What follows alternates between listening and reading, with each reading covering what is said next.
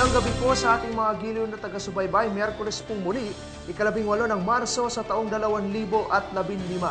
Kahit muli pong sumasahimpapuwid ang programang ito upang maghatid ng mga kaganapan sa mga paaralan sa buong sangay ng kabanatuan at upang tumalakay ng mga usaping may kaugnayan sa mga programa ng kagawaran ng edukasyon.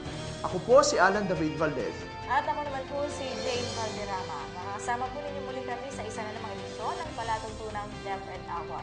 Sa ating panel discussion ay panauhin natin sa ating talakayan ang 3 pa sa 6 na bagong talagang tagamasid pangpurok na itinatadhana ng Rationalization Plan. Sila po ay kalawang grupo dahil itong nakarang linggo ay nakapanayam na natin ang unang 3. Aalamin po natin sa kanila ang mga responsibilidad na nakalatag o nakaatang sa kanila bilang mga tagamasid pangpurok kumpara sa kanilang pagiging punong guro.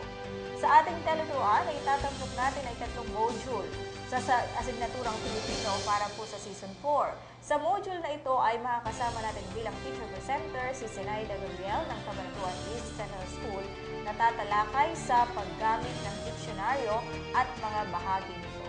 At para makapiling na natin ang ating mga piling panauhin ngayong gabi, tunghayan na po natin ang ulo ng mga balita.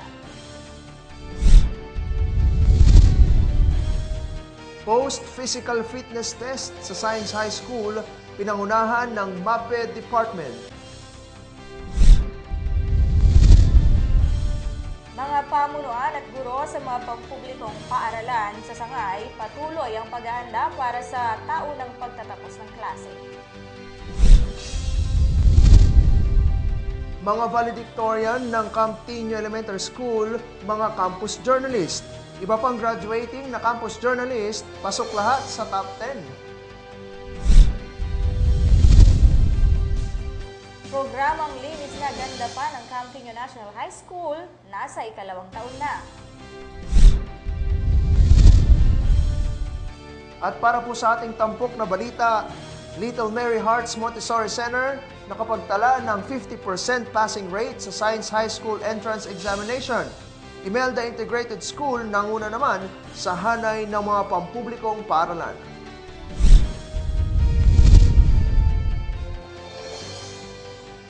At sa detalye po ng ating mga balita, nagsagawa ng post-physical fitness para sa mga mag-aaral ng Honorato C. Perez Senior Memorial Science High School nitong nakaraang ika-13 ng Marso taong kasalukuyan.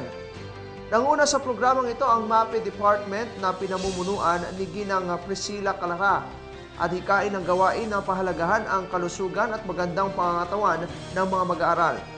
Kabilang sa iba't ibang gawain sa programa ang anthropometric measurement, test for strength, flexibility fitness at cardiovascular endurance fitness.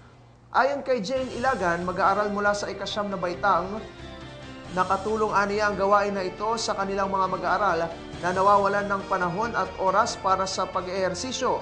Sa tulong din ng gawain, dagdag pa ni Ilagan, mas lumakas ang kanilang pangangatawan upang makayanan ang mga iba't ibang gawain na nangangailangan ng lakas ng katawan.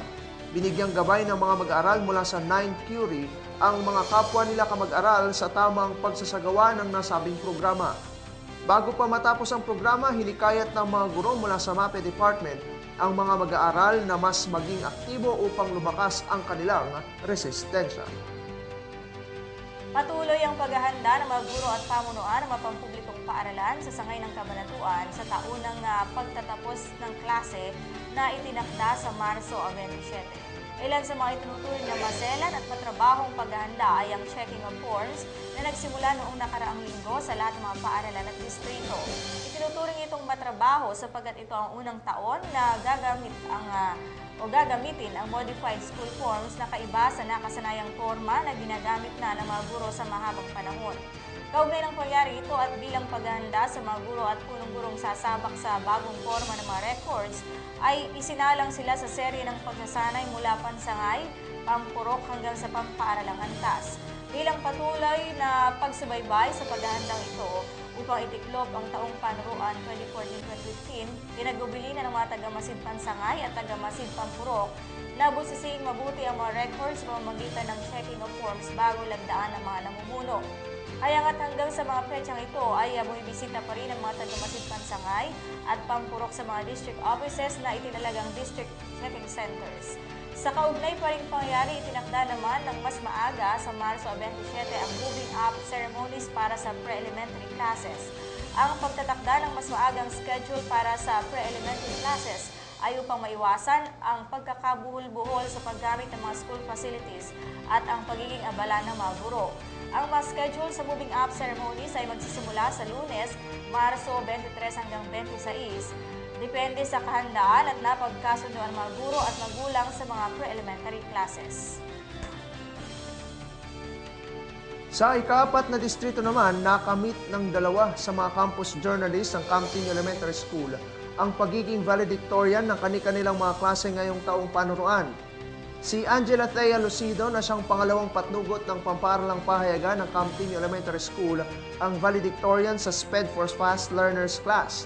Si Lucido na 2 beses na naging regional qualifier sa press conference ay siyang nanguna sa academics na may 95.20 na average. Nakamit naman ng science section editor na si Kimberly Tejones ang pagiging valedictorian sa regular class. Nagtala ng 93.50 na average si Tejones na naging regional qualifier din sa science writing. Sina Lucido at Tejones ay kapwa nanguna sa academics na may bigat na 70% at kapwa pumangalawa rin sa co-curricular activities na may 30%. Pasok din sa top 10 ang iba pang mga campus journalist na kinabibilangan ni Leona May Ramos, SPED 3rd Honors, Rachel Nina Castillo, SPED 4th Honors, ang 2015 National Qualifier na si Princess Joy Mariel Corvadura, SPED 5th Honors, Princess Ana Reyes, SPED 6th Honors, Jervy Ladjan, 3rd Honors sa regular class at Ramil Gonzalez, salutatorian ng regular class. Lahat ng mga campus journalists na magsisipagtapos ngayong taong panuruan ay pumasok sa top 10 batay sa ginanap na Deliberation of Honors sa Camtin Elementary School kamakailan. Matatandaang naitala ngayong taong panuruan ng Camtin Elementary School ang pinakamalaking bilang ng mga campus journalists na sumabak sa Regional Schools Press Conference. Tatanggapin ng mga campus journalists ang kanilang karangalan sa araw ng kanilang pagtatapos, ika-26 ng Marso. Sa iba pang balita, nasa ikalawang taon na ngayon ang programang Linis na Ganda Pa ng Camtin National High School sa ilalim ng pamuno ni Dr. Mary Jane Pascual Santos. Sa pinakahuli at final na resulta sa kasalukuyang taong panuruan, nanguna ang 10 James at 9 Leviticus sa ilalim ng pumatnubay ni Ginong Edwin Ray Rani at Ginang Alona Escueta. Pumangalawa ang 9 Ephesians at 10 Joseph sa ilalim ng pumatnubay ni Ginang Saidilin Milad at Mrs. Oginang Liberty Ripato. Pumangatlo ang 8 Galilei, 9 Acts at 10 Joshua sa ilalim ng pumatnubay ni Ginang Artemia Avila, Ginang Melody Ramos at Ginoong Abraham Ramos. Kabilang sa mga iniimbitahan upang maging hurado ang mga piling guro at administrador mula sa iba't ibang paaralan sa Sangay.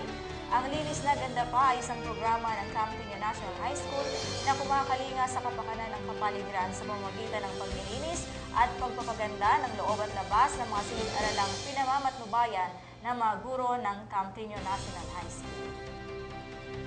Sa ating pong tampok na balita, noong unang Miyerkules ng buwang kasalukuyan ay sinuri ng palatuntunang ito ang performance sa mga pampublikong paaralan sa entrance examination na ibinibigay ng itinuturing na Premier Public High School sa Sangay, ang Honorato C. Perez Sr. Memorial Science High School. At sa pagsusuring iyan, lumalabas na 38% lamang ng mga examinees mula sa public elementary schools ang nakakapasa sa pagsusulit. Sa episode pong ito ay muli nating babalikan ang naturang usapin upang itampok naman ang mga paaralang nakakuha ng matataas na passing rate sa pagsusulit na ito ng Science High School.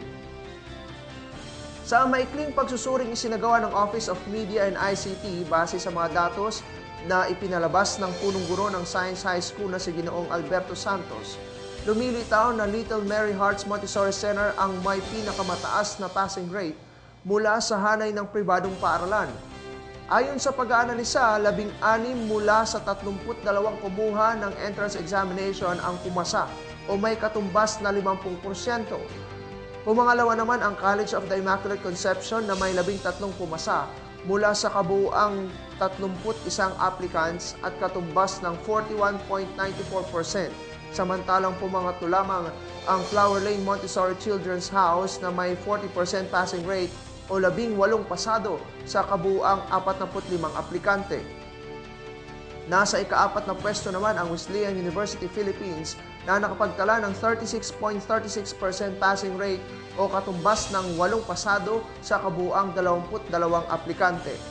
Kung titingnan natin sa dami ng pumasa, mangunguna ang Flower Lane, papangalawa ang Little Mary Hearts, pangatlo naman ang CIC na nakapagtala ng 3 sa top 10 passers at pang-4 ang Wesleyan. Ano naman ang silbi ng pagsusuring ito?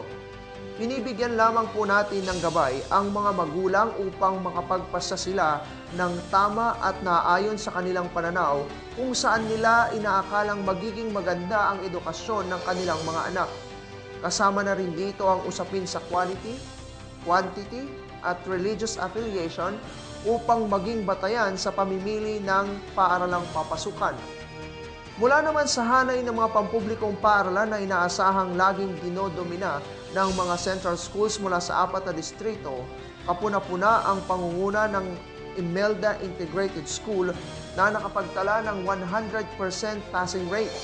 Sumunod lamang ang 4 na central schools na kinabibilangan ng Cabanatuan East Central School na may 36.56% passing rate, Camtino Elementary School, 25% passing rate, Mayapyap Elementary School, 17.65 passing rate, at panglima ang Lazaro Francisco Elementary School, 17.07% passing rate.